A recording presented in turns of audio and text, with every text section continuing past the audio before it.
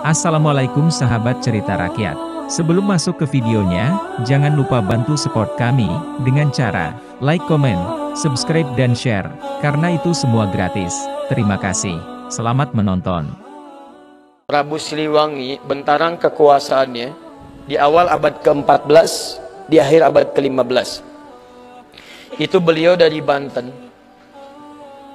sampai dengan ke awal Jawa, ujung Jawa.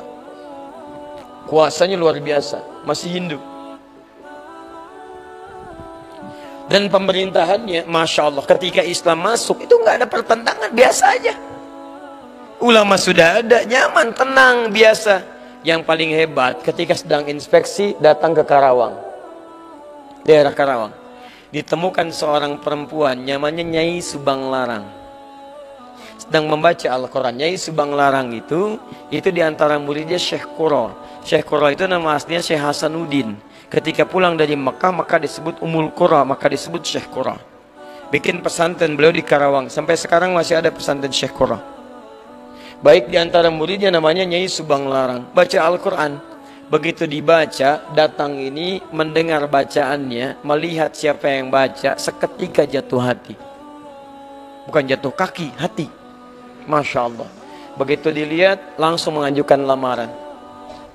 Penguasa, raja, kaya, tampan, Masya Allah. Tiba-tiba anak antum dilamar, kira-kira terima nggak? Kaya, tampan, penguasa, diterima nggak? Halo?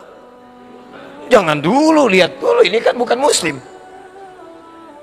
Oh, bukan pakai bukan muslim. Quran surah kedua ayat 221, lihat kalimatnya. Wala tankihul musyrikati hatta yu'minna wala amatun mu'minatun khairum min musyrikati walau ajabatkum. Jangan Anda menikahi perempuan-perempuan yang belum beriman. Orang Islam yang wajahnya biasa-biasa itu lebih bagus daripada menikah dengan non muslim tapi rupawan.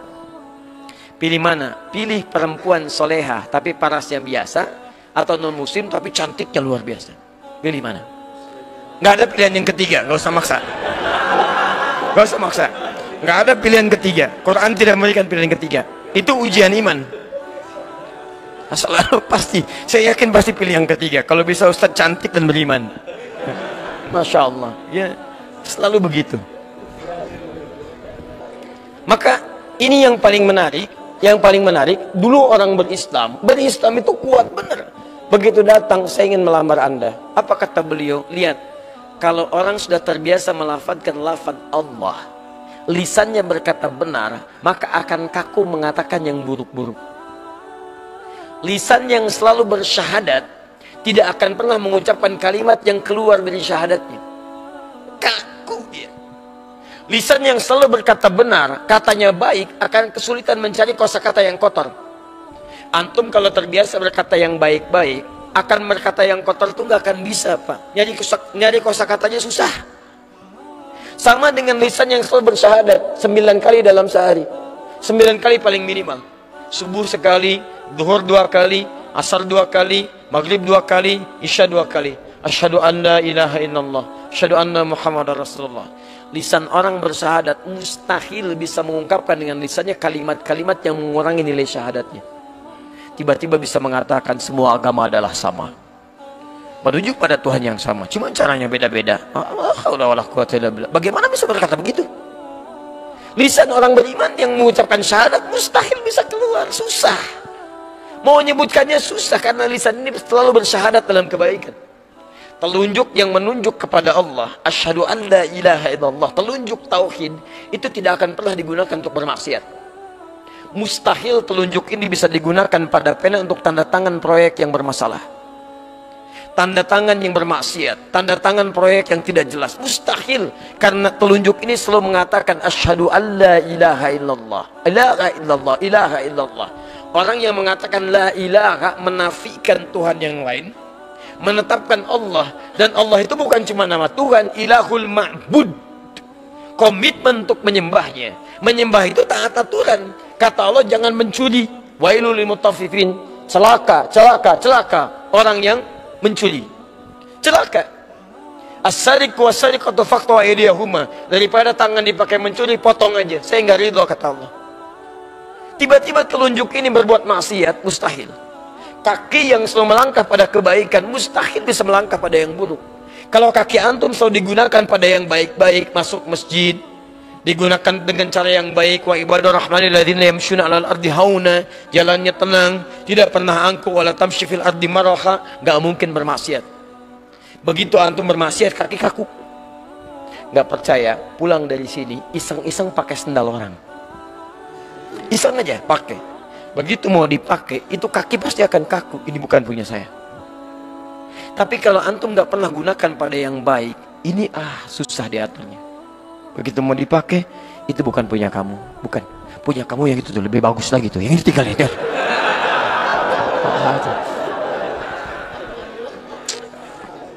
Nah ini sama. Maka lisannya karena sering dipakai dengan kebaikan, baca Quran, jadi ringan keluar kalimatnya. Anda harus masuk Islam dulu, katanya Yesus Subang Larang. Masuk Islam dulu, baru saya ikuti. Ringan, nggak ada apa-apa. Padahal di hadapannya seorang penguasa tampan, punya kekuasaan, tapi kalimat itu kalau sudah lekat dengan Allah, nggak ada nilainya yang lain. Allah. Maka apa yang dikatakan dari sini? Begitu keluar, ya saya masuk Islam. Tidak ada yang duga. Tidak ada yang duga. Masuk Islam, menikah dengan Nyai Subang Larang. Lahirlah kemudian 3 anak utama. Anak pertamanya disebut dengan Walang Sungsang. Ya. Mungkin lahirnya agak sedikit bermasalah ya. 1423. Yang kedua, lahir Rara Santang. Lahir tahun 1426. Yang ketiga, Raja Sengara. Begitu lahir melotot ya. 1427. Raja Sengara. Baik, yang paling menarik semuanya masuk Islam, jelas. Walang Sungsang berubah nama jadi Abdullah Iman. Abdullah Iman. Masya Allah.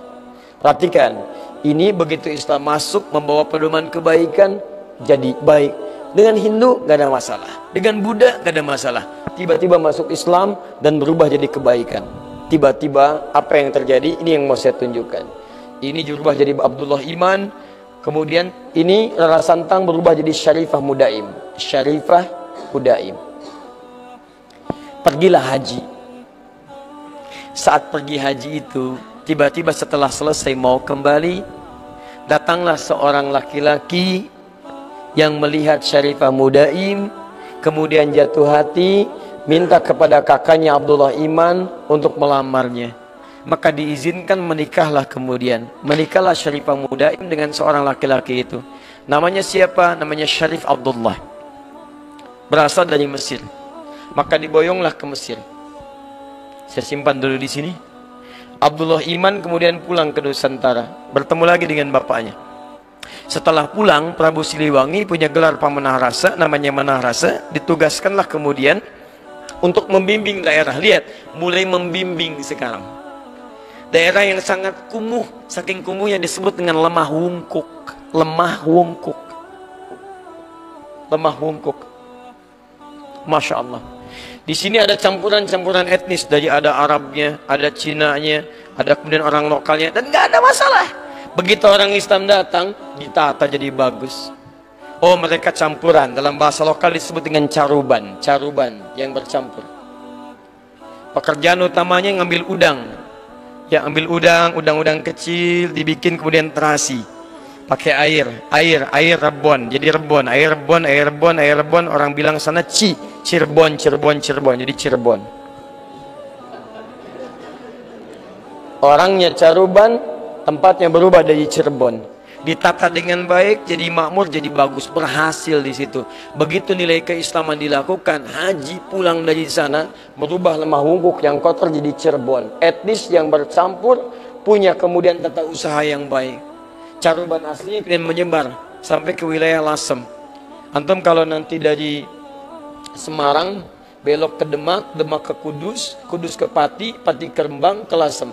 Lasem ini Masjid Agung, sekitar nggak terlalu jauh lah ya, 200 meter lah dari Masjid Agung sebelumnya. Ada sebelah kiri arah pantai namanya Caruban. Sampai sekarang Caruban. Ya, karena ada etnis di situ, termasuk Cina pertama datangnya lewat sana. Karena itu disebut dengan Caruban. Ini Lemah Wungkuk jadi Cirebon. Yang ini pulang ke Nusantara setelah 20 tahun, bawa anak. Anaknya bernama Syarif Hidayatullah. Maka ketika pulang kemudian diberikan wilayah di Gunung Jati, maka dikenal dengan Sunan Gunung Jati. Teman-teman sekalian, ternyata disinilah kemudian menyebar Islam. Syarif Abdullah ini ternyata anak seorang ulama yang juga berdakwah di Nusantara. Lihat madrasah Nabi, melahirkan seseorang, datang ke Baros, menyebar. Dari Baros punya keturunan, menyebar lagi. Dakwah. Dari situ muncul kemudian peradaban, kehebatan, kemajuan. Apa yang terjadi di antara saudaranya ini? Syarif Abdullah punya anak namanya Syarif Hidayatullah, menguasai Gunung Jati. Syarif Abdullah ternyata adiknya dari seseorang yang bernama Maulana Ishaq. Maulana Ishaq itu siapa dia? Itu adalah anaknya Ahmad Jumadil Kubra. Dari Maulana Ishaq itulah kemudian melahirkan Kiai Haji Ahmad.